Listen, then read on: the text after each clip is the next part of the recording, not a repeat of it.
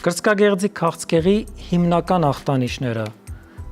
պտուկի ներկաշվածություն, պտուկից հատկապես արյունային արտադրություն, վերքային մակերես մաշկի հատվածի վրա, կրծքագեղձի կամ պտուկ արեոլայի վրա, լիմոնի կեղևը հիշեցնող ախտանիշ, շոշափվող գոյացություն, որը որ չի եղել, կինը դրա մասին չգիտի, նոր է առաջացել եւ միակողմանի հատկապես թևատակում մեծացած շոշափվող ավշային հանգույցներ։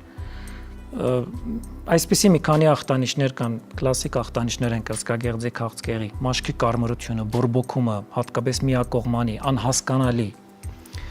կերակրող չէ, ինչ որ մի բան չի կծել կամ հարված չի եղել, բայց օգտվելով առիթից ուզում եմ շեշտել,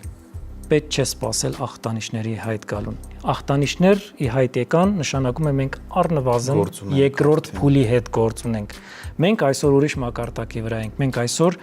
ամենավաղ փուլում հայտնաբերելու մակարդակի վրա ենք, մենք դրա հնարավորություն ունենք։